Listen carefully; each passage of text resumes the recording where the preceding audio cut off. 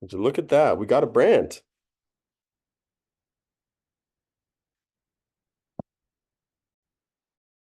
Hello, everyone, as we trickle in to how we buy number four.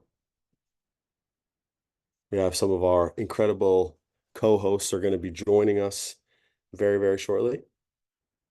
Oh, look, a special guest, Mr. Barry Am I Hott. here? Am I actually here? You are. Look at man, look at that background. Wow. Look at that background. It's all AI generated. Yep. As Yeah. is this. Yeah. Yeah. The simple fact that Barry's here is AI generated. Yeah. This is an AI, but I am a bot. Yeah. He's an ugly, ugly ads bot. Yeah. Are Got bots sentient enough to say if they're a bot? my bot is trained to always answer that it is in fact a bot, even when it's actually me. Be It's the hot. training document. I Yeah. am be hot bot. Rock and roll. How are you doing, Dilly? I'm good, man. I miss you. I haven't seen you in a minute. I miss you My, too. my neighbor. Oh, I might be moving into a house that's literally down the street from you. Oh yeah? We could be like neighbors, not just like Brooklyn I'd love that. You can come work in my dojo here. or this dojo. Where's that? You're at Dan's? Yeah, Mark Pipe. Yeah, I really need to come through. I need to really fucking Oh, come wait, through. wait, hold on. Wait, give me a second. Yeah.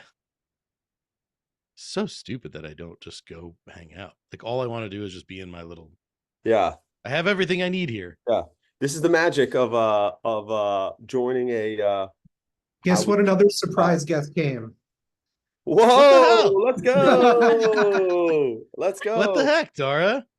Why am I not there? I know. Barry's like, oh, I should come work from the office sometime. I'm like, well, if Dara Denny isn't enough of a pull, then Yeah. I don't know what is. Yeah, what the heck, Dara? What are you doing there?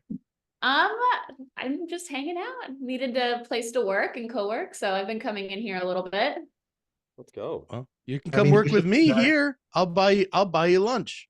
No, They it's, don't offer you Yeah. that. actually closer here. And first off, I'll buy her lunch. No, Ah, see, Dara, I get 10% of that. You just got you a free lunch. I get 10% of that lunch. Save me like 5 fries. all right, you can get the points. We'll use your credit card. Oh Lord. wait.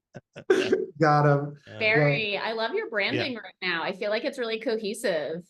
Yeah, we got it going. We're cooking now. The ad crate boys bought me this. This is Good. Nice. So good. Yeah. Well, I'll let you guys. I need to do make- it. I think Alex is actually here right now. I just I saw hope so. I saw him in the part. Are we actually live?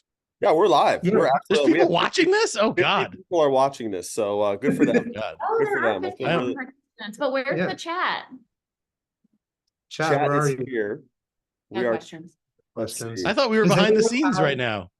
Does anyone have a question for the legendary Dara Denny? Yeah.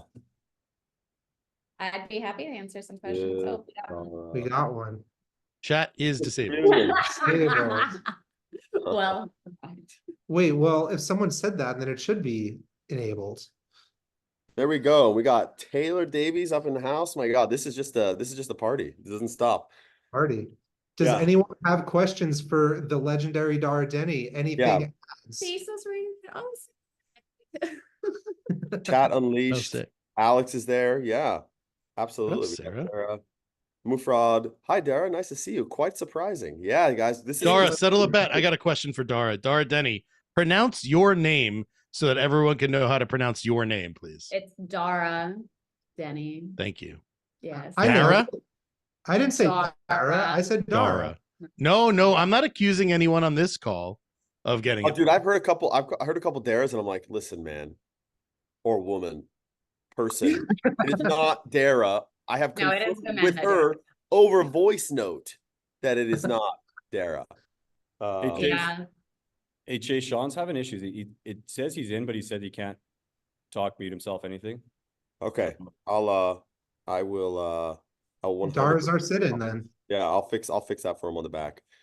Well, Yeah, guys, no. really excited for everyone who's here. Obviously, more people will trickle in over time. Barry is here with Rotten Gummies to dive into some of his landers and homepage PDP.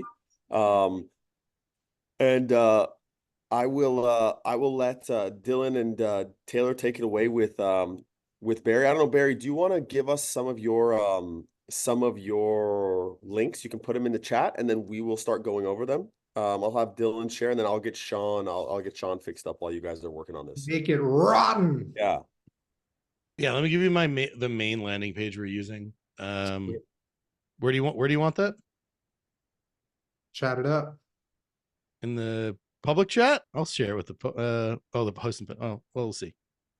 I can send that to everyone. I'm going to send that to everyone, and everyone can go drive some really low value traffic to our page, please. Great. Listicles, baby. You're all. This is it's a reasons why classic. Reasons why. And I want you all to know, like, this is a new brand. Like, we've only been around since like September, so we're not like super scaled yet. We're spending like, 1,000 to 3,000 a day. Like, we don't have that much data for us to. Oh, thank you for doing mobile view. I love it. We don't have that much data yet to like, do huge tests and things. So we're kind of just like going off of like gut and other things that I've tested on other pages and other things I know. So everything here is up for criticism and feedback. Like, I'm all for it. Like, whatever anyone has any thoughts or feedback, literally feel free to nitpick. If you catch any errors, I wouldn't be surprised. I'm not perfect. I did a lot of this myself. So yeah, let me know if you catch anything weird or wrong. Hey guys, best thing ever, Barry giving all those caveats because he knows that we're gonna roast him. Please do. I'm here for the roast. Yeah. Oh my God, make me some money, guys. Make me some more money, 100%, guys. That is what we're here to do. We're here to make everyone more money, right? That is like 100% the goal of this entire thing. So I'll let the boys take it away. Dylan, you want to start with this one? We can So first off, we call this New York love, which means don't hold back and make him as much money as possible while slightly hurting his feelings, but without hurting who I am. So Taylor and Sean are Canadian, so they're going to be super sweet. Please, get rid of them. I don't want them. We'll beat around the bush and say we're sorry. Actually, I see two Taylor babies. That's awesome. Yeah, there's two Taylor babies here. That's sick. Sweet. Okay, awesome. So when you're first looking at listicles, so we can just go through, right? So 5 reasons why. Fun fact, the reason they're called listicles is that they're a list.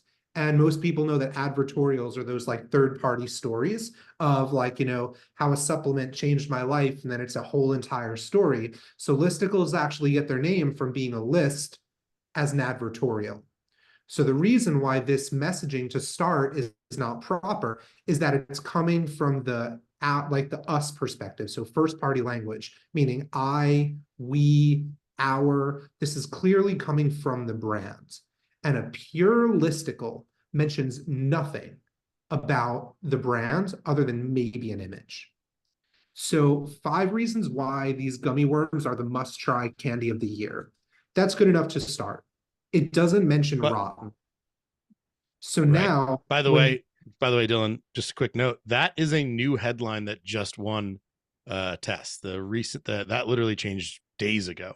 The previous headline was why 5 reasons why freaks why I'll pull it up. I forget what it is, but yeah.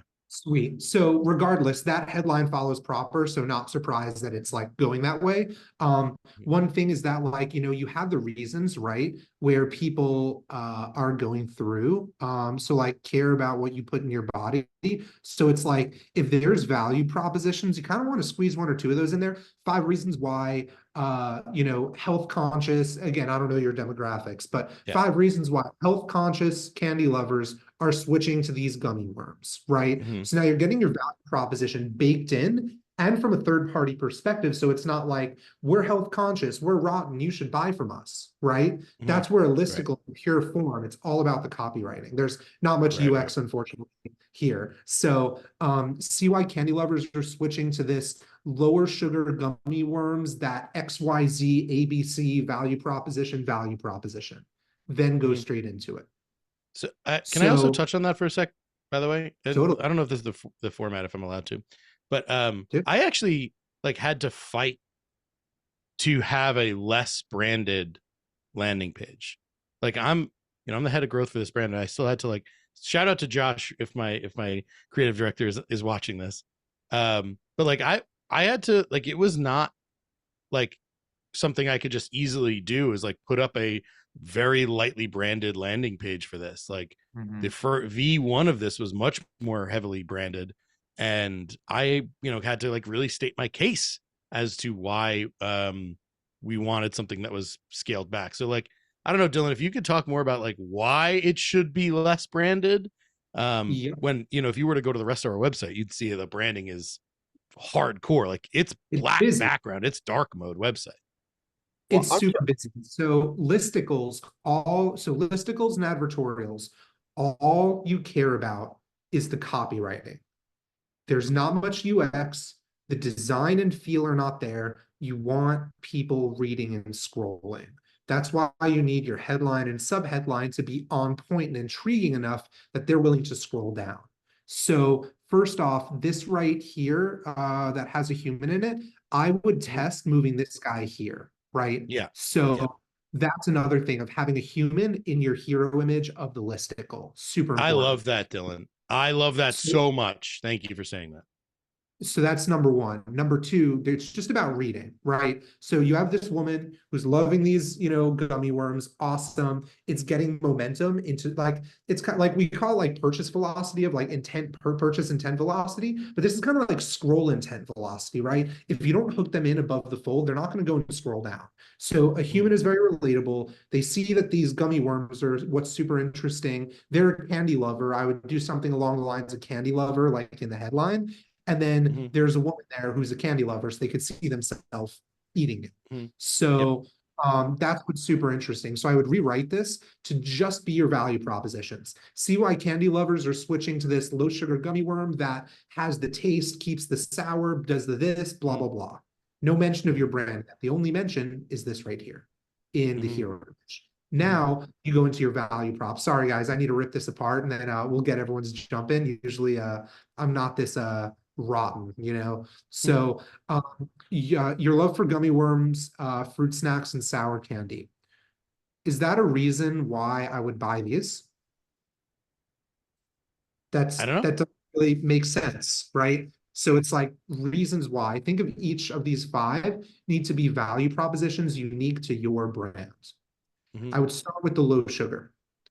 The second one, you deserve. You would start with low sugar versus like gummy worm lovers, which I think is the, like, I think are the first people that would and I'm not saying it right, but I think are the first people that would raise their hand to try this. I think, sorry, Dylan, I know you're gonna have an opinion on that, but go for it. I think the only reason that I would agree with that, Barry, and it's more so just from a communication standpoint, there's nothing about the image or the headline that doesn't already tell me that. Like, that's not new information. I clicked on an ad to the gummy worm product. My image shows 700 gummy worms. The packaging shows like, it's not a reason because I already know it. It is a reason, but I already know it, if that makes sense.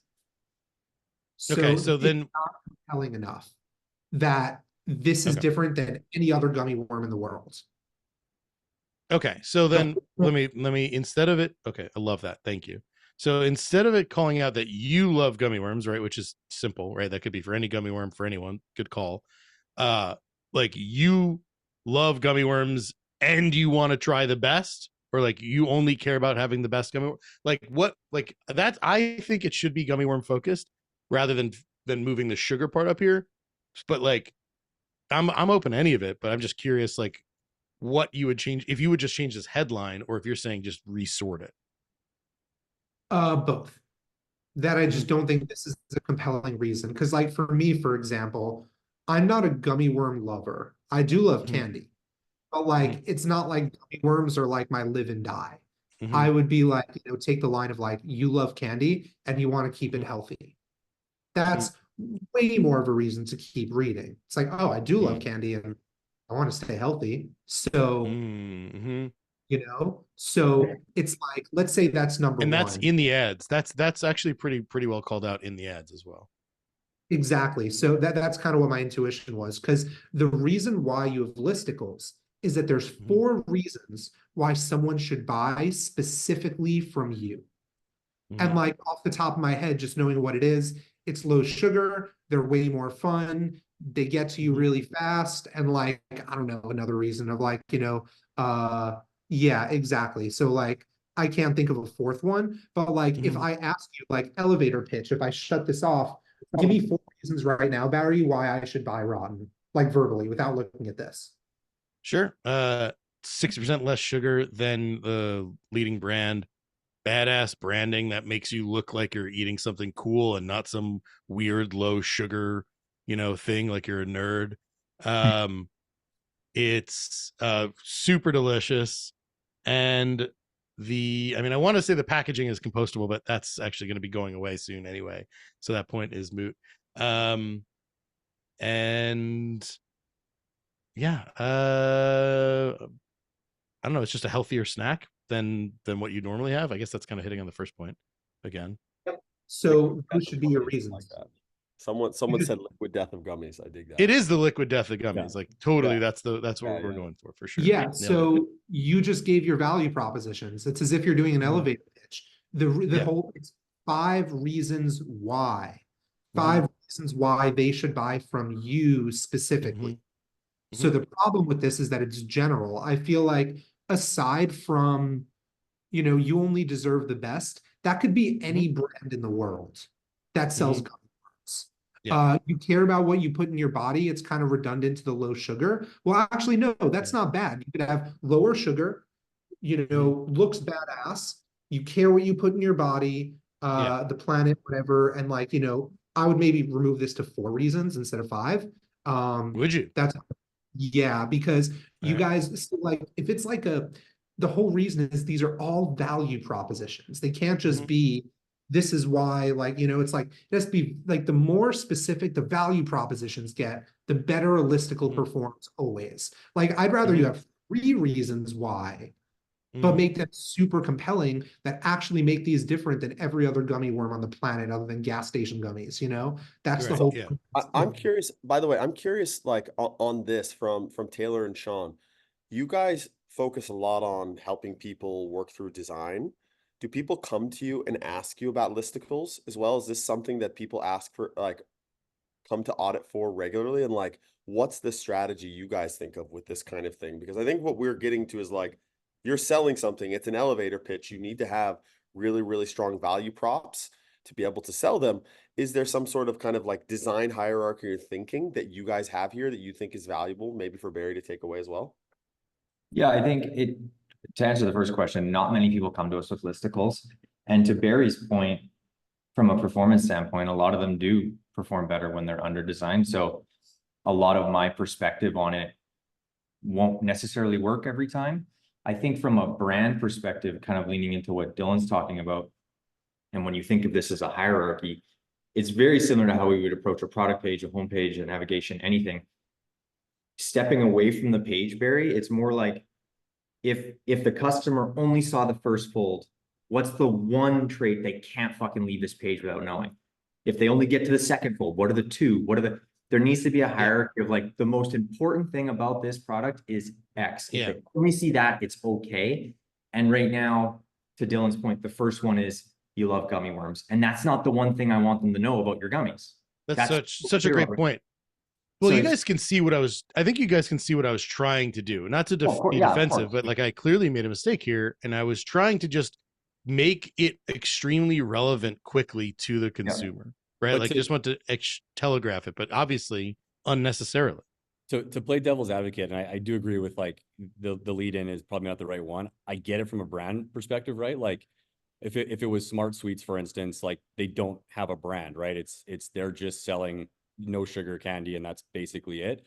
Whereas this is so brand heavy, so that coming there and seeing you love gummy worms, it's very obvious, but it's also kind of like, I get it from the brand perspective of like, it's obvious you love gummy worms, right? So I wouldn't have it as first, but I get what you're trying to do from a brand perspective. And it's like, when I look at your company, it's like low sugar and a fucking sick brand. Like those are the 2 things that jump out at me right away that doesn't exist out there. That's it. So having that branding element into this, which can be done in copy, right? Just the way you're writing, it comes through, I think is important. But to echo what Sean said, we don't do a ton of listicles because they're so design light, right? I actually, I have something that we've actually recommended on listicles that, to be frank, I don't know if it works or not, but it's my opinion of how things should be done on this listicles. And I'd love your perspective on it, Dylan. So my thought is always like, for a simple one like this, right? Like let's say a cap of 3 to 5 items. Is there a downside to just maybe assuming that they're not going to get through it and lead off by saying 1, 2, 3, 4, 5. Here's like 6 words for each, exactly what you're about to read. If you don't want to, if you just want the Coles notes, like, is there, and to me, there's a ton of merit in just being like, I don't want to read all the bullshit Barry's marketing jargon. I want to know low sugar, sick branding, you know, not going to kill my kids. Buy. And then if they want to read the bullshit, you know, no offense, Barry, that's what all listicles are. I'm not saying yours. If they want to read marketing fluff, go ahead. But like, is there really a downside to just hitting them with it up front and assuming maybe some don't want to read the whole listicle? 2 parts to that. Number one, I usually recommend listicles to stay with extremely differentiated products. Gummy worms are a bit of a commodity. You might be doing it slightly better, which I believe you are, with better branding as well as better, you know, like healthier. So yeah, it is a unique thing. Yeah. It's unique, but with love, it's not that unique that I think a listicle or tutorial are the right route for it. I think Oddit's, you know, 101 beautiful long form landing pages are actually going to be a way better fit for this type of page. So for listicles, I think if you redo the copywriting and the angles like we're talking about, give it one more try because it is different, and I think different enough. But the way that Sean's getting at it is like, you can just punch them in the face with info, and like, if they want to go buy, they go buy. The purpose of a listicle is that it's typically for products that require more education for someone to buy. So like supplements, health products, if you have a really expensive product, those a lot of the times, like think of a sofa, for example, like if you're going to make a $4,000 purchase on this page, they need to know why. They're just not going to go impulse buy a $4,000 product. And not to say it needs to be a high ticket product for it. It just needs to be something that requires education. So does Rotten as a product require a lot of education? Yes. Not necessarily. It does, because we're using, like, we're not talking about a tremendous amount here, but it is, we are using, I mean, I don't think we talk about it too much, but we are using allulose. Like, we are in a specific like sector where we have way less sugar than Trolley, and we have a lot more sugar and less fiber than Smart Sweets and that other super low sugar stuff. So like, I could argue we're not doing a good enough job calling some of this stuff out clearly here, but I do think that it does require education, because what we are trying to get people to do is buy premium gummy worms on the internet in bulk. And like, it's really hard to do that when you can go to the gas station, you can go to your 7-Eleven, you can go to your bodega and buy a pack of gummy worms for $1.99. And we're asking you to spend at least 30 or so bucks to get started here. So like, I really do think we need to turn the education up. But I'm open to whatever here, but that's been what I've seen, and this has quickly helped us do that. Hey, Dylan, You just hit on a beautiful one, which is, it doesn't taste like those BS no sugar, no carb, like gummy worms, right? Like those like super health conscious ones, those taste like, it's like, you know, number 2, like healthier without sacrificing the taste. That's possibly number 2. So it's like low sugar, you know, like it's because like the fact that you are above those like keto, you know, things or whatever, like that's another value prop right there, which is taste better than the other healthier options. I would actually say, like, the bullet I would say here is, you hate how low sugar or no sugar gummy worms taste, or candy taste, right? Like the taste of those is awful, and I'm mad that I don't have that in here already. So can you do, like Sarah just mentioned, a comparison chart? That's what I was thinking. Like on listicles, again, we don't do a lot of these, but my first thing is a comparison chart that also weaves in the brand of like, tastes like shit. You know, us, no, check on all the other brands that you're comparing. Yeah, we have that. That needs to get added in here. We have that. It's on, I think it's on our homepage now. Okay. I don't think we have it added on this page. We just got a few new assets like that added to like our homepage. So it's on our homepage, and we also have like video reviews that are also on our homepage. I need to port those over to this landing page. So yes, 100%. One more product related question, Barry. This isn't really necessarily Lander. I mean, it could play into it, but for me, like, I'm no candy aficionado. I barely eat candy, but I do have 3 kids. So unfortunately, I have to interact with candy a shitload. And the first thing that stood out to me when I saw this is I was like, oh, my kids wouldn't eat this because they don't like sour candy. Then I went to your website and you have both smooth version, like a more worm-like version. And yeah, someone who doesn't buy a lot of candy, I've never seen worms without sugar on them.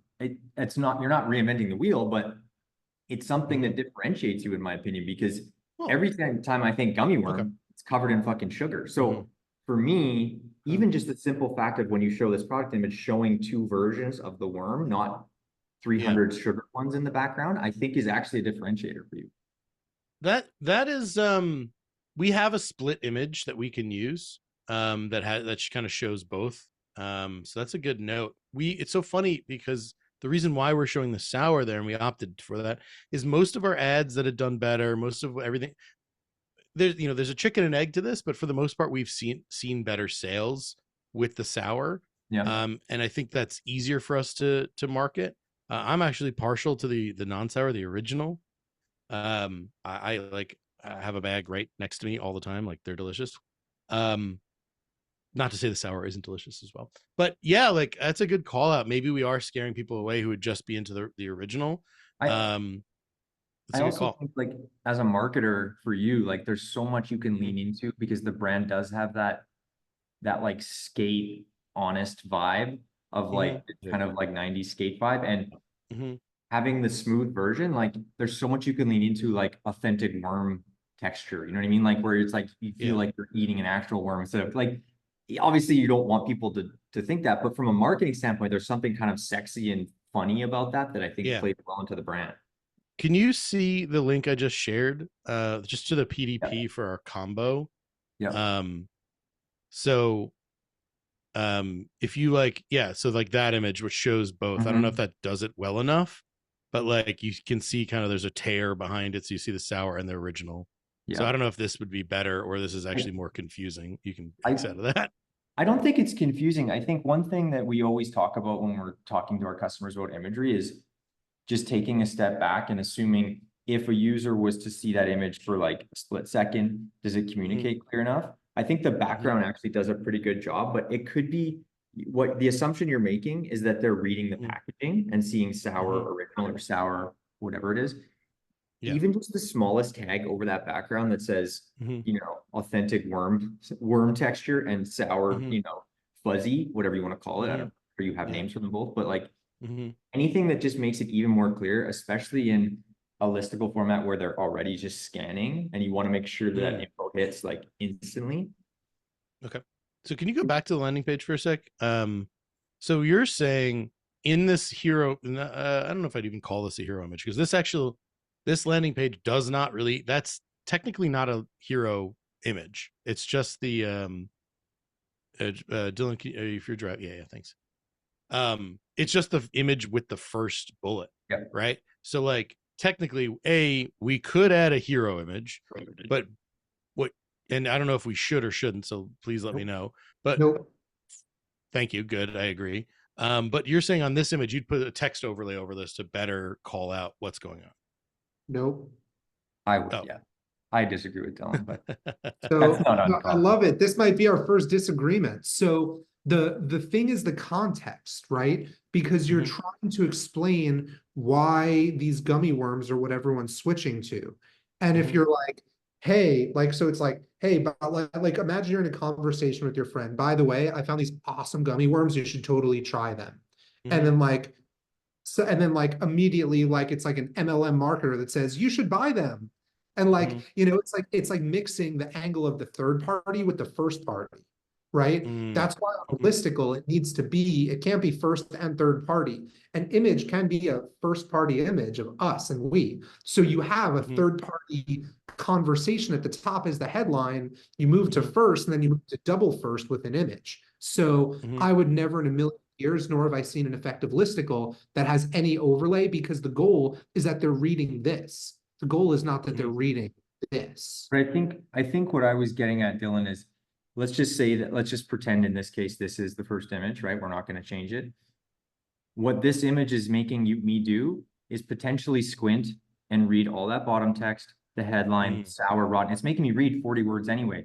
So in my kind of best case scenario, it's taking that image of the woman with the bag, go down a bit.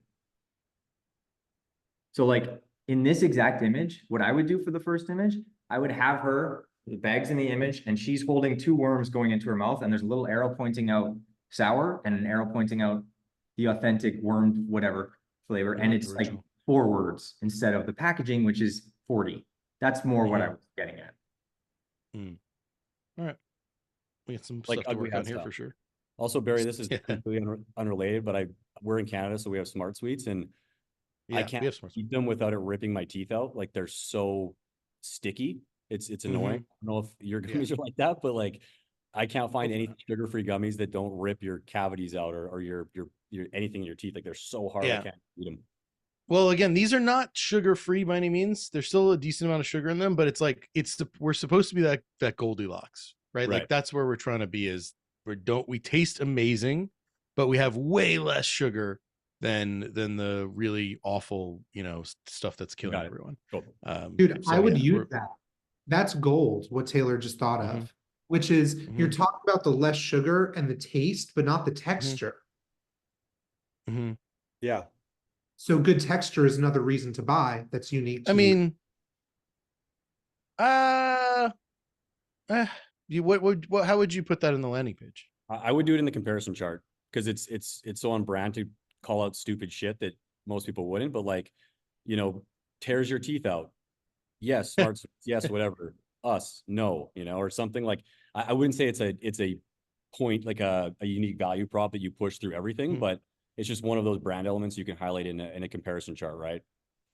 But it's also a listicle is effectively a comparison chart without the competitors, right? So I think that's a baller reason for why people are trying these gummy worms, right? Which is like, they're lower sugar, they're not like the BS keto no sugar, they're way more fun, they don't rip your teeth out.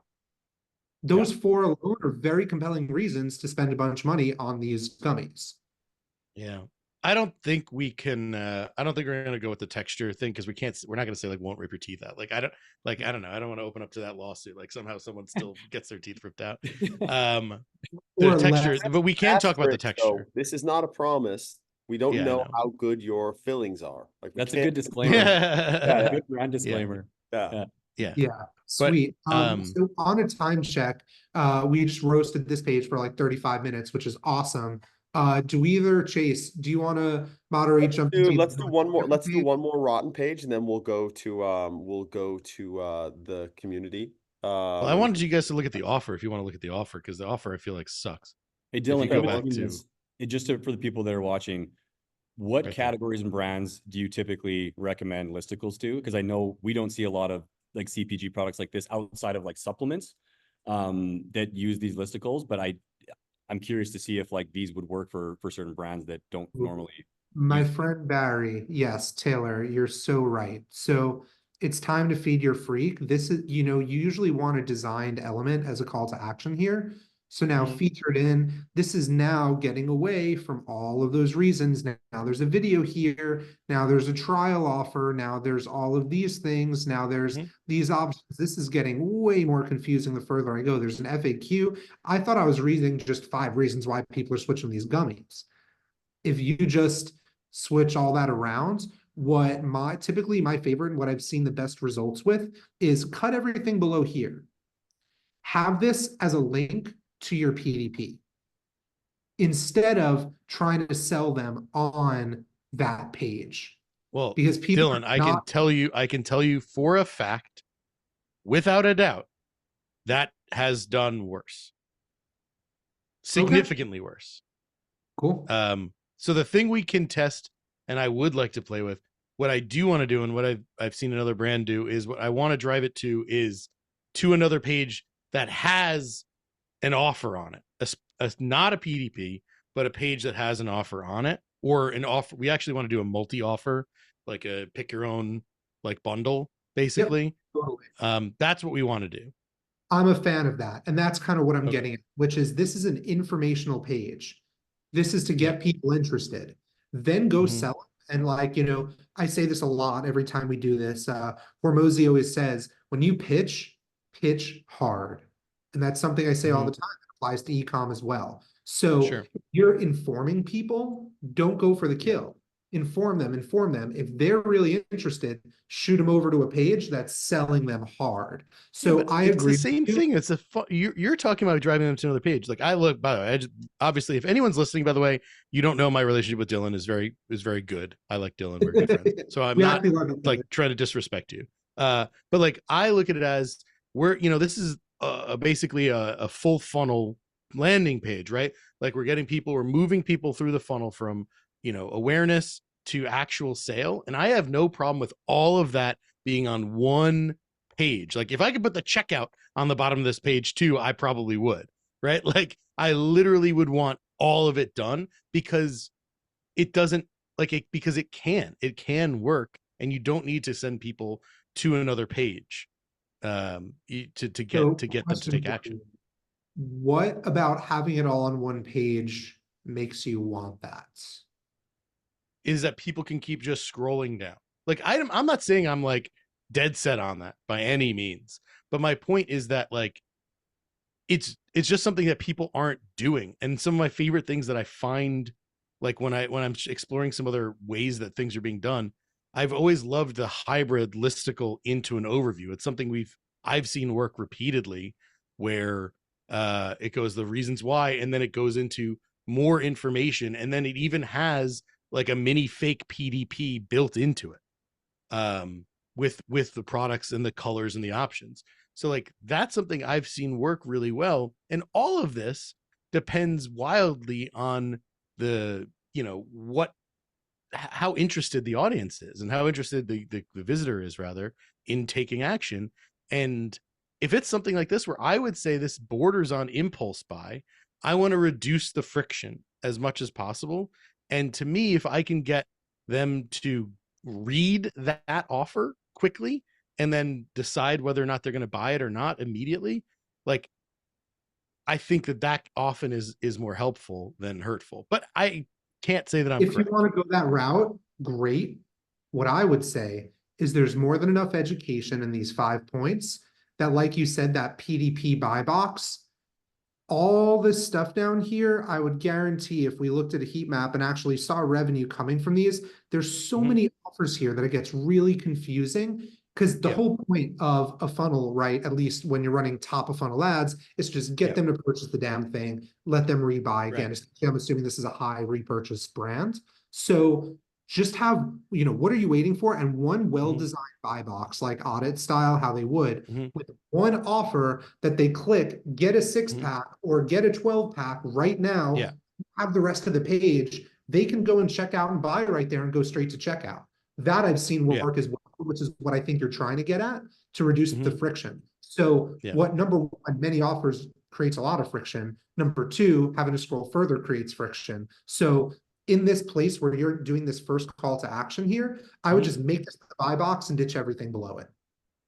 Do you not have heatmap.com installed, Barry, on this? We do, but I don't think we actually have it set up to function on Replo because we're idiots. So well, it should though automatically, right? It's filed with us. Don't worry, we got it. We got.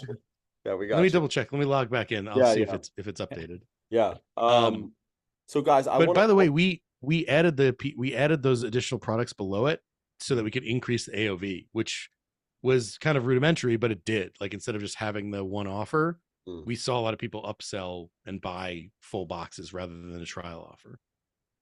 So you can just have them go for the box right away. Like if it's on the page already, like why not just go for the box? Because it's a higher price. So we're trying to balance, like how do we like we want more customers, we want more growth, we want more sales, right? Yeah. We want more people trying the product. But like more people are likely to try a $20 product than a $30 product or $35 product. So like that's what we're trying to balance. I wouldn't be scared to go for the higher AOV. I wouldn't. All right. All right, let's move on. Maybe Thank you guys. we go to the audience. Since we've done this, we did the offer, and Barry milked us for all that we're worth at this point. So we can give some. So okay, so first thing we had Connor come to us early in the session. Very smart, Connor. So I'm gonna put this for host Here, panelists. brand, Here we go. It's called Grand Curated Liquids. You see that one, Dylan? sir. Okay, we are going there, and then we will go to. Is there a specific page, or do you want us to rip apart the homepage? He said homepage. Just this Cool. one. That's what he gave us. Awesome. So am I fair to assume that this is where you're sending your traffic to? Oh, he said Grand Cru Wines. He said this one. He gave us another one. Cool. There we Sweet. go. First off, how the heck am I supposed to read that? Yeah, It hurts my eyeballs. yeah, big time. So I think Sean, last time we did this, you mentioned was it a gradient of opacity, like that it got darker as it went down? Yeah, I mean, there's 100 ways you can do this. I think the easiest way is, and this goes back to design hierarchy again, like they're on a page that's a collection of wines. The wine bottle in the background isn't adding value. They clicked on a wine ad, they're on a wine site, there's a bunch of wine bottles below. I don't need to be communicated that this is wine. So from just on a mobile perspective, if you have to have all this text, I mean, just don't have a background image. That's the easiest way. And then also never have a link be the first thing they see on page before the products. That's, yeah, instant money printer. If you get rid of this, like all of this, I always recommend on a collections page, never let it be more than 20% that image up top. So you could have Grand Cru Wines, have this right here, but this is what they should be seeing. So one rule of collections pages, you want to see 4 products the second they land on the collections page. So the fold must be here at the lowest, at the worst, right? So they see that there's 4 products. So that's something I would do right away as well. The top brag bar too, just minimizing that to one line with an offer. I think you're trying to communicate a little too much there. Ooh, why would you want to push them to this page? You're supposed to push them to an offer. Yeah. You're supposed to push them to like a bundle or something. So having this click, I thought it was unclickable, but it's clickable. I don't know how this is going to drive sales for you at all. Yeah, and so this is kind of like bringing them to a terms and conditions of sorts. Yeah, shipping and storage is super important in the wine category, but driving them to that heavy text page is probably not the right answer. But you know, weaving that into the customer journey of like, you know, calming their fears of how is this being shipped, stored, all that kind of stuff is definitely valuable, but not sending them to that text heavy page. Yep, I fully agree. So as we're moving down, I would get rid of this option because why would you ever want people to see this at once, right? So I would just delete this option here, delete this, like just delete both of these because you only want it 2 by 2 anyway, like always. So that's not something I really like need to test. I'm comfortable saying just go ahead and implement. I've just done it dozens of times. So another thing here, I know that these are scarcity, but the second I think of this, if you say there's 3 left here, but my brain says there's 1 of these 5s here, that sounds like bullshit to me. So I know that you guys are going for scarcity here. It's also the same as this color here, which you don't want. You want them to be unique.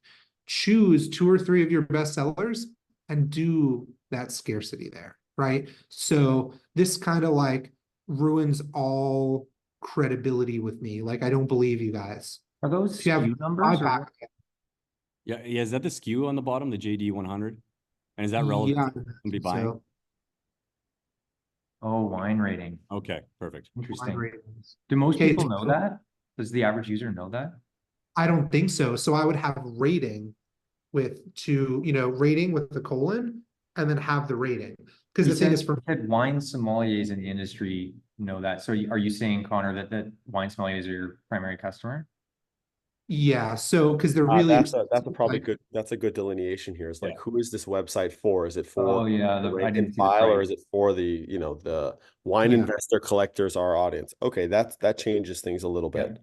Makes sense. So what I would potentially do though is I don't know if this, so like the only 3 left, this stuff, maybe ditch that stuff, take the rating to the top up here if you're saying that's something that those people really care about.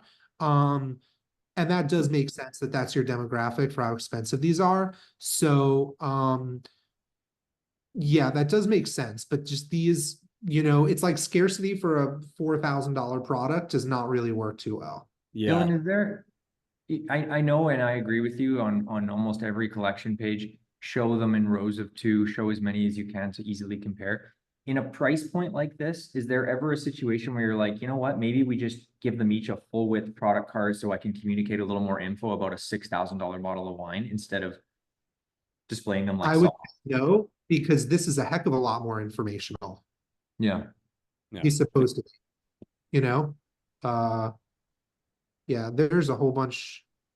Oh, that took me to a new tab. So, completely. okay, like I'll be devil's advocate here, Dylan. So like we're talking about conversion pages versus something that is for a high-end consumer. Does the high-end consumer expect a little more kind of design and like there's just like a certain level of taste that they want in the website, or do they want something where it's like, all right, I just want kind of like information at my fingertips so I can make a quick decision? Like, does the psychology of a buyer who's coming here, like a wine investor or connoisseur, like Connor is letting us know, does that change how we should be thinking about how this whole thing is designed, grid, and kind of to Sean's point, like how we view the products? So the grid is the only thing. Like if they want to, let's say you want to see this bigger and closer up, just go here and now you can see it closer up, right? So and now it's easy to go back. Like, see how easy that was? Like I was able to just go and zoom in. Maybe if like zooming in and seeing the whole bottle is important, put those little zoom guys here. I actually was looking at a heat map the other day where I always thought those zoom things were total BS and just remove all of them. I saw one where there was a way higher revenue per click and higher revenue per session of people clicking those increases. Granted, it was a fashion brand, so people want to like see it up close. Like, I don't think for Rotten that would be very useful because they could see the packaging. Like, zooming in close to a wrapper is not going to really help you too much. But for this, like, I'm sure what's on here, especially to these high-end collectors, that is going to matter. So, I still would go 2x2 no matter what, because if they're looking here, they can see it big, but also the brand already had it defaulted to here. I would love to see it on a heat map. I would guarantee no one's clicking that guy right there. And it's also not intuitive. So that's 100%. kind of what I would look at. Taylor, do you want to take Taylor or Sean, do you guys want to take the perceptive of the high-end offer of the, high-end purchaser? One thing I want to say on that scarcity model, because I'm reading what Connor's saying here. I feel like just the way that the tag is designed, it feels salesy, which I don't know if it matches with this customer. So like, I know the inventory is important. Maybe there's a better way to just put like, stock on hand or something. So it's more of like an informational thing and not an urgency type play. Cause I know what's going on here. There's one left. People are like, ooh, I got to get this, but maybe it's just kind of by where that, rating is. It's just quantity 1 or something, or like whatever the wording is for that, but make it less like a sales banner. And just more kind of like an informational in stock 1 or something like that, or remaining 1. Yeah, I think also for this clientele, I feel like when it comes to design, it's more about the design detail, not being loud and sexy. Yeah. And there's a lot of inconsistencies here. Like this first product, as far as I know, there's not a grape named Palmer, so I'm guessing it's the wine name, does not tell me the grape. Second one tells me Krug Rosé. Third one doesn't tell me grape. Then the next one says Syrah. There's no hierarchy of information, like year, location, grape should all be separated. I mean, maybe these people come in knowing these wines by back their hand. Maybe that's the customer, but for me, it's very weird that there's just very little information here aside from kind of the the title of the product in some cases, and then some show the grape and some don't. Some don't even say a blend or specific grape. So that might be intentional, but I feel like there's a lot of inconsistencies in the information shown here. All right, I wanna close this one off. Barry, do you have any thoughts on this one before we jump to the next website? No, I just want to go back on Dylan's point to tell Dylan he's wrong. I'm just kidding. No, Dylan, I love what Dylan said about the zoom in function. Yeah. Like a lot of that, like, you know, there's so many things like this where you're like, oh, slash and burn, like, oh, that doesn't work. But like in certain contexts, it always does. Like you can find like, yeah, people really do want to zoom in to see what this text says. And that makes more sense when you have something that is zoomed out. So I just love the nuance of that stuff. I live in that nuance. So I just thought that was interesting. And going back to the shipping thing in the top bar before, yeah, get that link to anything else but that have that linking to anything else. Yeah. I thought that was really bad. Love it. Well, hopefully that was worth your while. Let's go to Toodle Plus. Yeah, thanks, Connor. Awesome. Okay. Spin to win. To win. Oh man. Spin to wins are either the greatest or worst thing. They're like polar. But can you expand on the spin to win? Because that's something that comes up a lot, and we always are like, it really depends on the brand, the price point, and your customer. But do you see it work really well? Do you see it not? Like, what's your take on it? So I have a whole chapter in my book coming out in the next 6 to 8 weeks, hopefully, fingers crossed, but my editor is destroying me. So there's two types of pop-ups in my head.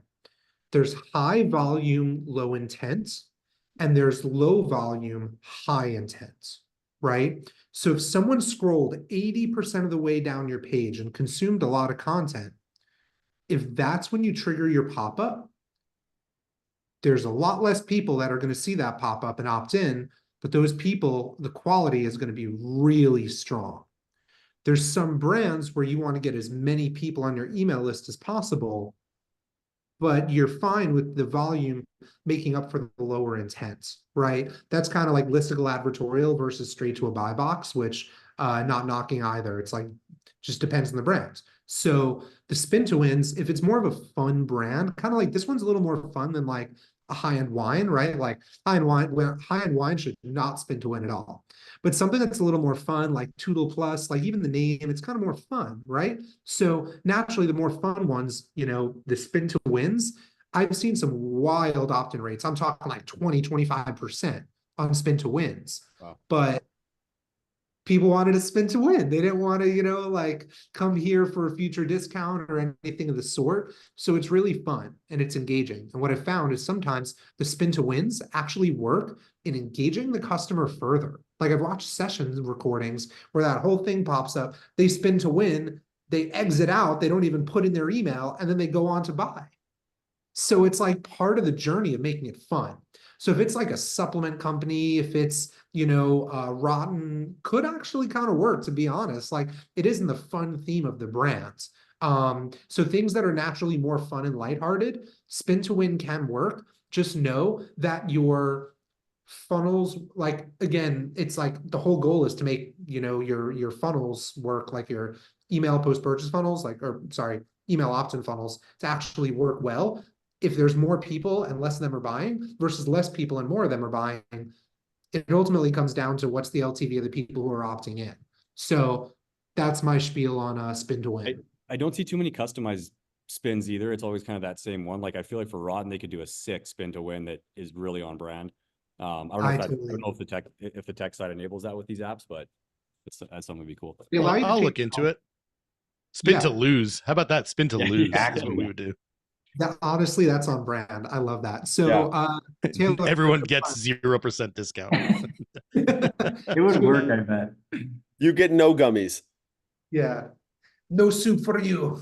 The website immediately closes. Yeah. That would be wild. All right, Taylor, what do we think of this? I have a few questions, or I mean, I have an opinion on this, but I'd like your take on this, Dylan. So I was actually talking to a customer about this morning, and they were saying, hey, you removed favorites from our site. Like, what the hell? Your team must have missed it. And I was like, no, your product is not something people are saving in like saving for next year's Christmas list. Like it's a $12 product, like just sell the damn thing and remove the interaction. And to be frank, for most products and sites outside of marketplaces, that's my sentiment with favorites.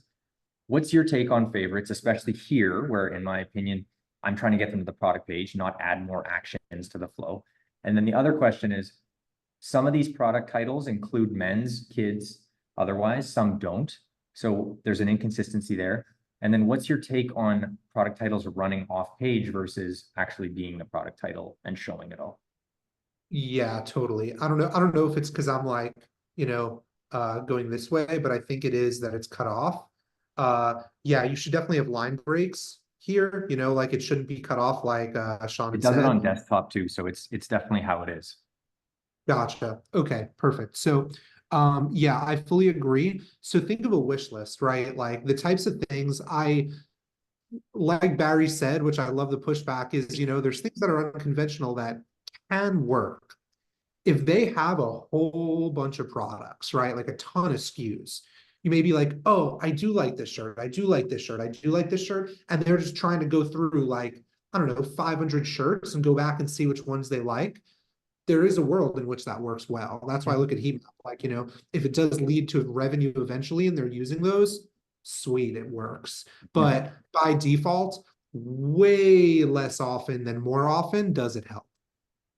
So your brand can be an outlier, but it's safe to start without it. That's how I would say it. That's number one. So number two, why are all of these 16% off? That immediately makes me not trust you guys. That's no bueno. Even though they're all the same price. And honestly, that's also a little suspicious that every single one costs the same amount. I understand it's probably like, just either like print on demand or like certain things that you guys do in terms of like what's actually getting sent out, like what your product is. But yeah, the other thing too is look at this product. Like you see the gray backgrounds and then you don't see it's pure white on all the rest. That's gray backgrounds, white on the rest, gray right there, white on the rest, full body shot. That's confusing. Body shot with the stool. That's extra confusing. Like you got to pick one, right? So, it's nice theoretically. Hey, Dylan, can I ask a question? Yes, you can. Really, like, I'm not saying that this doesn't matter, but can you explain why that matters at all? Yeah. So like there's 2 here versus 1. But if you scroll here, I think it's 1, right? So the consistency of, okay, well, are they selling the jeans or are they selling the shirt? I don't know. Is the stool part of the purchase? Are the sunglasses part of it? Like, is it the jeans? Is it the shoes as well? Like, I have no idea.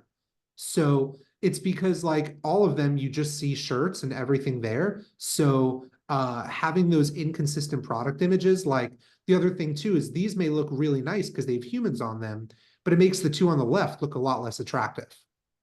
I think the way to think of it, and this is probably way overreaching any effect on conversion, to be honest with you, but the way to think of it is like if you went to the Nike site and they had this beautiful, or Apple, this beautiful flow of products, and one of them was on a different colored background, you'd be like, you'd actually be caught off guard, even though you're not a designer, even though you're caught off guard because it's so inconsistent for such a trusted brand, for such a dialed brand. And I think that more brands in direct to consumer, whether they're print on demand or actually building a brand, just need to focus more on those details, right? Getting to that point requires such a psychotic attention to detail. And even though it is a small thing and it probably won't affect conversion at the end of the day, building a brand and building trust is what increases conversion long-term. And so when I look at a page where everything's consistent, it tells me that they've put in the time and effort. Like the image that he's showing with the gray, I could screen cap that right now, drag it into remove.bg.com, and it's gone in like 4 seconds. So that tells me only one thing. The team is too lazy to do it. No offense to this site. Someone whose job was to do these photos was too lazy to change that background so that they were all the same. That's the only answer. Anyone can argue that's the only answer to that question. So, I mean, I just shared a Nike page that literally has an image with a different color gray background. It's noticeable, and an image with 2 people wearing the shirt instead of one. Like, so I'm with you. Like overall, I love consistency, but also like like, no, like, come Harry, on, like, those multiple units. scroll, keep going, keep going, keep going, keep going. There it is. Yes, exact same thing though. Whoever did that photo If should I be. was doing, yeah, if I was talking to Nike, I'd be like, hey, why are Go there back two up. here? Go back up a little bit more. Go back up a little. That one right there, the gray one. You see it? Down, down, down, down. Right there. But that you're proving my point. This is just another lazy person on the Nike team. That doesn't mean it's working. But worth They're standing here out. for Like, sure, and they're getting roasted. They're like unintentionally thrown under the bus. It's the subconscious that the consumers they're not going there and saying, oh, there's a big gray background, I'm not buying. It's just we're so used to consistency and brand. But I don't think that a consumer scrolling through that page, that Nike page, like cares. Like, I'm scrolling through it as a customer, and I don't care. Like, it just doesn't bother me. I'm using that as an example of to prove the point. You and I both know, Barry, that if Nike has a 404 page, they're gonna find a way to buy their fucking shoes. Like, if they land there and the product is literally laying on a pile of garbage, people will buy it. That was just an example. What I'm saying is the consistencies that built those brands is what got them there, right? Sure, maybe a photo slips through the cracks, but you can't tell me that you don't think Rotten will grow faster and stronger if they're not consistent with your assets. No, I 100% do not think that is what is going to make things work or not. That's no, I'm not saying it's the only thing. I'm saying it's a factor and part of it. I think it's very minor on the grand scheme of both this and Rotten. Like, I really do think that, like, I agree with the consistency. And the thing I like about what you guys are saying, and I agree with fundamentally, is like, and Dylan touched on this nicely, and I wish Dylan, I wanted you to talk about it more, honestly, is like, a lot of this is about perception, right? And that's what you're saying, like, about Nike, right? Like, it's about how people are perceiving it. And yeah, you can also, you're arguing that, like, Nike is a big known brand, so like they've earned that trust from the customer. And I would argue that, like, the lower, newer brand that doesn't have that earned trust yet needs to earn it by actually being consistent. And I can get on board with some of that. But overall, my point is, I'm not sure that, like, that I buy into that, like, everything needs to be perfect and in line and consistent, because like, it just can't, like, it just doesn't have to be. And there's, I'll give you one, Barry, supporting what Sean's saying. Is there any downside in having it consistent? Do you think it's hurt? Yes, there is. There's a huge downside to it, Dylan, and I'm thrilled you asked. And I hope you add this to your book.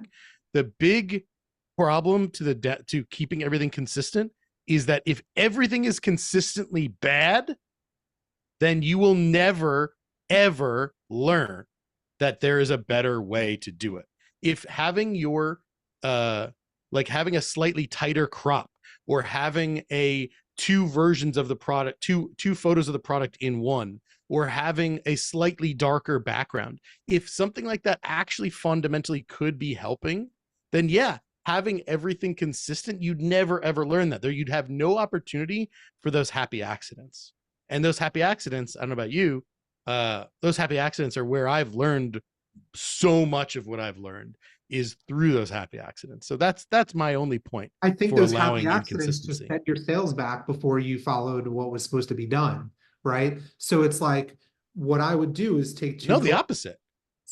I'm saying a lot of them come, you find out, oh, this one was selling better because it was the black sheep, right? Well, you also don't know that's why. Getting into CRO is like, even if the results and numbers are there, it's dangerous to say this is why this won. It might just be a superior product. Right. No, I agree. My point was just that sometimes the thing standing out is what can work. You're like that, the fact that, like, Nike has multiple that have a grayer, darker background, and some other ones that don't have people in the clothes at all. It's just the lay flat or whatever it is. Like, some of those can fundamentally work for different reasons, and you can't learn that those things work without trying them. Like, if you have everything consistent. But trying can be testing, and that's the only thing I push back on, which is, that's fair. Like, go for it. Try all of that. Just test it. Yeah, that's fair. Let's move on to some nothing fishy action here. Love the debate, boys. This is great. This is Yeah, what this is people came for. Barry. Thank you. This is the first pushback. Usually there's Yeah, sweet. yeah. Yeah, yeah. It's really like energy. it's very kind of Need That's more what I do, Barry. boys. and like, yeah, we needed That's what to I bring, do. yeah, we need to bring the firebrand in here. I'm so tired of y'all agreeing with each other and patting each other in the back. Let's have some. Let's get fired up and have some Yeah. fun here. Sick. Okay. Chase, I'm gonna call on you. Oh, Show wow. that New York, LA love. Okay. How do I feel about this? I mean, on a macro level, I feel decent. I think my big call out at the top is like I don't have a CTA here. This is a product page, right? Yep. Okay. Above the fold, I don't have like the buy box, everything is really low down. That product image is pretty massive. And I think some of this product information can probably put below the fold, along with this really huge quote from a customer. Like I want to get to, hey, I've seen this thing, I've seen an ad, I know what you're doing. Give me the price so that then I can let you know if I want to actually dig into more information. That would be my kind of big things from the jump. I also think this buy box is like huge. There's like a bunch of different things that people need to get through. Yeah. There's a lot of information to get through. Essentially, for me, there's a lot of cognitive load before I get to a button that actually turns into money. If I just had to TLDR it from the jump. What say you, gentlemen of the CRO? A few things, at least me, when I loaded this page twice in a row, I got a pop-up instantly. So I love both Barry and Dylan's take on that. The next thing I would say, and again, love both your takes, is the primary headline here. The only thing it really tells me of value is how much milligrams it has. The rest is kind of just marketing fluff. Yeah. Is there any downside to just having that as a little tag on the image, or even Photoshop it onto that little label, like communicate it higher up so you're not adding that paragraph of text? Yeah. In the above the add to cart there, and then in that in the buy box where you're subscribing, I think it's just, for any brand, it's just focusing on the things that are actually adding value, right? Like yours, Barry, actually, I was on it just now. Like the product page actually does a really good job of being like, oh fuck, if you subscribe, it's like legit benefits. And I think focusing on the ones that are like, it's true value, or if you scroll down, Chase, so like choose delivery for 30, 60 days. That's great to know, but like there's a drop down right below it saying that. So why say it twice? Yeah. Available to new and existing customers. It's like, that's name a subscription in the internet that's not available to new and existing customers. That's fucking nuts to me to say that. Like, why wouldn't it be available to everyone unless it's, like a gated community? So those two in particular just feel very superfluous. Yeah. Another thing that's huge here is you guys are contradicting yourself. 60 soft gels. That, by the way, that looks like a typo. There's 2 S's. So fun fact there. But you're going 60 soft gels or 120 soft gels. Do I take 1 or 2 a day, or 3 or 4? I have no idea. This says delivery every 30 days. So I would rather you go with like 30-day supply and double down on that. Ooh, rip. His computer died. I saw the red in the corner and I was like, all right, let's see how Dilly is able to work this. So we'll you get want to share, Chase? Yeah, and I'm gonna grab going? this. Yeah, I'm gonna grab Barry, what's your take on that? Like that first intro line to the product, it's half marketing fluff, half like specific details, pulling in that detail into the image and just deleting it. Putting it into the image. Like, I'm seeing a bunch of pills in a bottle. It's Yeah. kind of just a vanity image. Like, why not just say 200 milligrams of DHA or whatever it was, like right on the, even if it's photoshopped on the label and it's not even reality, like just something that just communicates it there instead of having a paragraph of text to say it. Yeah, I mean, I'm so torn because, like, first of all, I hate supplement stuff. Like, just hate it as a consumer, and also as a marketer, I don't enjoy doing this stuff. But like, I love what Obvi has done in that they move a lot of their like relevant points above the image. The first thing you see on a PDP is like a relevant sentence to the consumer. And it's not just like, here's how many milligrams of something. No, it's like, here's your problem and here's how this will make you feel better and solve it. And like does it twice before you even get to the image. So I don't know if that's working or not, but I believe it is. And I like it as a consumer. I like it as a marketer who thinks that the messaging is getting to the consumer quicker. And I like this idea of putting that in the image as well to be able to better communicate quickly on a first glance. Because when I look at this, I see pretty picture of capsules that I really don't give a fucking shit about. And like is no different than any other capsule, except that this one's in a cute ass jar. Great. But like, I don't know what it does for me. I'm, you know, like there's also, this comes down to who your audience is. I don't know what omega-3 does and I don't care. Yeah, totally. So like, I'm going to not ever pay attention to this. And it just says brain, heart, and eye health. Like, I don't even know what that means. Like that, this all sounds like bullshit fluff to me. So I'm sorry. That's, you know, but to that point, that's like, just going back on my own point there. Like, is moving the 200 milligrams to be more prominent and have any value if you're not communicating to the user how much they need to pay? Yes and no, depending on your audience and their existing intent. This is a huge confusing thing in the space that I see. This is a big challenge all the time. By the way, whoever's sharing their screen is sharing the ultra widest screen in the world. Yeah. Are you in an IMAX theater, Chase? Like where the? I'm on a what's it called? I'm on a 48 right now. That's why it's doing that. Yeah, make it bigger. Can you just share just the window or something? Jesus. Anyway. Yeah, I'll fix that. Thanks. But like, I think when you look at these, like it's like there is intent for people that are already coming and want that omega-3, right? And like they're choosing that and they're already shopping for that. But if someone doesn't know what omega-3 does, then they need to better understand that. So it's really hard to know what your audience is already like needs to know and wants to know and what they value depending on different levels of intent, which then also comes to like, what is your traffic source? Is it Google search, which is high intent, or is it Facebook ads, which is lower intent? And either way about that, they're going to have a different need and perspective of what they need to see. And my bigger picture is what is the most relevant to everyone, people who know what they want and don't yet know what they want, is the impact on them, not the 200 milligrams.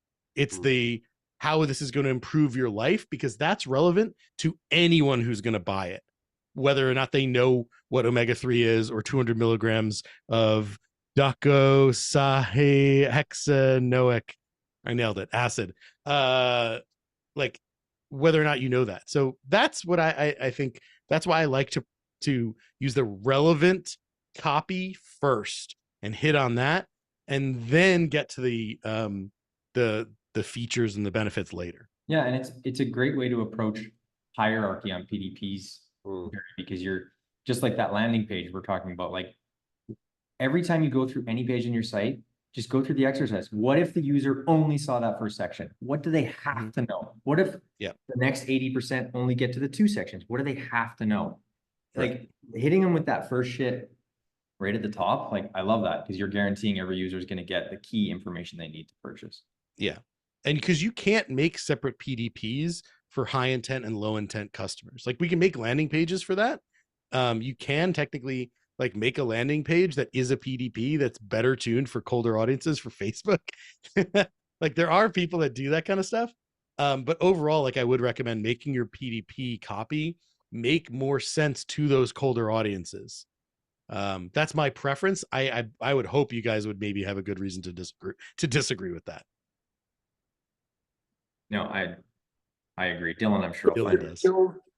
If it appeals to new people, it'll appeal to existing people. Dylan, I want to hug you. Yes, let's go. I love it. Mwah. I'll kiss you too. So guys, we are at 15 minutes and I want to go to more of like a Q&A. So if people have questions, because we've gone through about four or five different websites. And I think we've exhausted that a little bit. People can send us their pages We'll give them private breakdowns, but I want to just see if anyone has Q&A about what we've talked about, what they're thinking about with their websites, any questions we can give kind of on a philosophical level, or any examples we can pull up as resources. So anyone have anything, drop it in the chat right now and we will dig in. With no kindness. Yeah, of course. This is not a place for this is the arena. Thoughts on landing on a site immediately and being hit with an email capture pop-up and cookie consent? Oh yeah. Yeah, you said you wanted to dig into that, Taylor. Yeah. So I'll just go pure consumer, like it's the worst. And it I feels hate it. super desperate. I get it. But I get it. Chase, you're a marketer. You're not a Yeah. consumer. We're marketer consumers, like No, but we're actually different. when I opened up the last page to share my screen on the huge monitor that everyone loved, I got hit with 3 things: 2 pop-ups, Honey, which I somehow can't uninstall. I've like talked to their support team 3 times. It just lives in my computer now. And a cookie consent form. So I get 4 things before I actually looked at the product. Bye, Dylan. Bye. Absolutely not reviewing that product ever from that flow. Like that, those 4 things, it's just that's a no for me, dog. what's your take on it, Barry, from a marketing perspective? I just talked with a profitable growing brand that does no sales, does no pop-ups, does no emails. And I love it. So I love that so much. Like, I don't think every brand can pull that off. And it takes I don't know is my real answer, right? I just don't. But I really do not enjoy anything. If anyone's listening, if you know me or don't, whatever, like, I really don't enjoy when people just do the thing because everyone's doing it, or because it's the best practice, or because whatever. I think that there's like a conspiracy of big email is like that has been, it's not really, but like that has been perpetuated for forever, because they have all these case studies and everything that, like, you capture an email and then you email them a lot and you get them to buy. But like, there's no way to really A/B test or cleanly compare that to just, what if you don't and you just get them to buy right now instead of like playing this game? And if they don't buy right now, then they don't buy right now, and that's fine. And they'll come back or they won't, but you're probably going to advertise to them again, so they're probably going to come back again at some point. So I think it's like big email kind of just has perpetuated this so that they can have, email agencies can make money, and email people can make money. I don't know. But I'm not convinced that like overall it is net positive for everyone. I think, and to think of it, I agree with all that. I think on a more like macro view, for me at least, and again, I always come from the brand perspective. Like, if you're launching a brand to just be, Fiverr logo, Amazon reseller, make a quick million, exit 2 years later, and not even exit, just shut it down. Nothing wrong with that at all. That's a great way to make money, and there's a ton of opportunity for it. Sure. Those brands, hit them with 1,000 discounts, because it doesn't matter. Long term, your brand's going to die, and you know that, and we all know that. If you're building a real brand, I don't want to walk in the store and have people waving coupons in my face. It just tells me you don't have confidence in the price of your product, the quality of your product. Right. You're assuming instantly, I'm going to need to offer it cheaper. Well, then just fucking price it cheaper in the first place, because it's just cheapening the brand. So for me, it's very much having an honest look at your product and being like, am I in this for the long haul? Because for me, long haul means not peppering them with discounts. And there's no right answer. Like, if you're doing the Amazon reseller brand, great, it's no problem with that. But for me, it's kind of cheesy, not cheesy. I want to add, like, I agree with what you're saying, and I want to call out, like, I'm not saying email marketing is worthless. I'm not saying that, but I'm saying from an customer acquisition standpoint, purely, I'm not 100% convinced that forcing people into emails via discounts or via like the promise of some, I definitely don't think it's good when you're offering a chance to win a product for free. That's a great way to get tons of leads that will never ever buy because they're just hoping to get it for free. But like, I just don't love it as a user acquisition tool. I do love it as a retention tool and a way to get people to buy and buy again. I'm a huge fan of it. And I think it's extremely important because what I don't want to do is spend more money to get my existing customers back. So I just want to make sure that was clear, because I agree with what you're saying.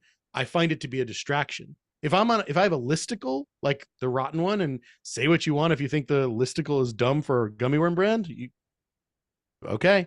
But I think it works well. It communicates quickly. But what I don't want is a pop-up to come up on that page when someone's reading and I have them zoned in on the content that I want them consuming right now to get them to buy right now. I don't want a pop-up getting in the way of that. I think it's a distraction, and I think it's a detraction as well. Okay, we had another question about sticky add to carts, being above the fold and then scrolling with people. How do we feel about these in general? I find that it's kind of like the rollout when the unfurling checkout. Like, I think a lot of people like it because it's real slick and it looks cool and it's like a fun design thing. I'm not sure kind of in terms of the functional. I have the data on this, but I'm curious just on a pure, if you had to shoot off the cuff, what do you guys think of that? I know I'm positive Barry has a strong opinion on this, but I'll it's not a strong one. I have a loose one. I'm ready for it though. I think that it very much going back to like how Barry mentioned, like thinking through where the traffic came from, what were they informed about, like being more intentional about what you surface based on where they came from and how much info they have. It's very similar with add to carts for me, and sticky add to carts. In general, if they land on your product page, there's likely, depending where they came from, still a little more info that they need. So to hit them with a product image and an add to cart is crazy to me.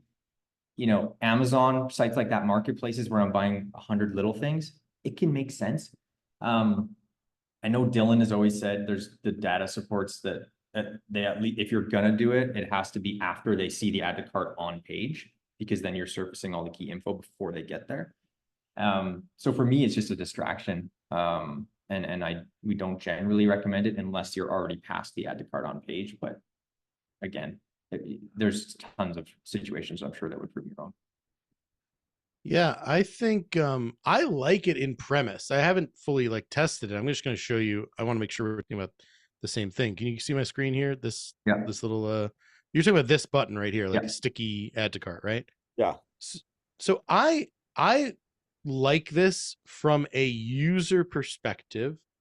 The thing that I just like about it, and again, I haven't A/B tested this. We just added this to our site here like this. The thing I like about it is because that's where my thumb is. And I like seeing I've seen lots of website optimizations, mobile optimizations lately that have better catered to thumb. I have a huge phone, right? Like the last thing I want to do is reach my thumb all the way up here. That's actually like physically getting in the way of me taking an action. So to have it right where my thumb already is, I think is a benefit. And I think, does that really matter performance wise here? I don't know. But I like the thought. I like that it is a seemingly improvement, making it easier for a user to take the action that you want them to take and keeping it there so that you can just mash it rather than having to find it and tap it. I think it is good in that way. I totally agree, but just to use that exact example for what I was saying is, if they hit that and they just landed on that page, by not having it pop up until after they've read enough information, you're making them subscribe and they had no idea they're subscribed. Oh, I love what you're saying. Okay. And I hate that. Yeah, I'm with you 100%. I fucking hate that. Fortunately, let me show you real quick. It's on this. That's a really great point. And I might totally change it. So like, yeah, they just mash add to cart. Oh God, this is already jammed with my cart's full. Sorry. I was going to show you how easy, like how it would be clear that it like shows the, like that Which it is isn't, I subscribed, can't and you necessarily can say opt it's out of not it. gonna work. Yeah, but I'm just going to show that you can like here. It should show right here. And it says every 30 days, and then you can Right. easily switch it. Yeah, So and like, that's actually pretty clear. I think so, but your feedback is super valid. I personally do not enjoy forcing the subscription first. I actually hate this, and we haven't A/B tested this. I know I've talked with like Ash from Obby. I think he said that they did better when they didn't force the subscription.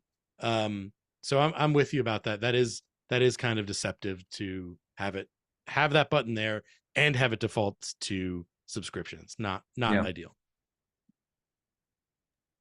Okay, we're at the last one. Let's see. Let's do one final quick question. Let's see. We did sticky. Okay, someone agrees with you very much, Barry. That's really nice. I'm good because someone else told me I'm an idiot before. For a beauty brand, is it better to have a product render, plain white background as the first image, or a lifestyle image, application or texture shot for product listing? I think this is like a macro question in general, though, which I quite like. I'll give my perspective on any product really that has packaging and volume related to their product. That's really critical.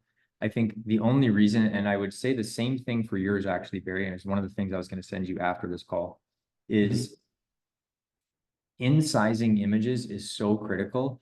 Every brand thinks they're the exception where they can just say 50 mil, 100 mil, 200 mil, 50 gram, and every user just has this magical visual in their head of how many fucking worms that is, or how much shampoo that is, or how much. They don't. They absolutely don't. None of them do. So on products like that, it depends if the image shows in sizing, which is are you giving them a reference point so it's clear to understand how big it is, how much volume there is, how many worms there are. It's so important. And so it's not necessarily of like, is it static? Is it not? Is it lifestyle? It's more, is it communicating enough is what's more important to me, not what the background is, if that makes sense. I don't know if you agree with that, Barry. Maybe I missed the context of the question. Can you give it to me quick again, Chase? I'm so sorry. You're on mute, Chase. I'm muted, man. I came in hot too. For a beauty brand, is it better to have a product render, plain white background as a first image, or a lifestyle image? No, neither. For product listing. Yeah. I want to go back to what we said earlier. Thank you for refreshing me. I want something with text on it. Unless wait. The thing that this depends on is how ambiguous or unambiguous the image is, right? The gummy worms, you see they're gummy worms, okay? Maybe you see the gummy worms and don't know how they're differentiated, so that's a problem, right? So that it's not unambiguous, it's not clear.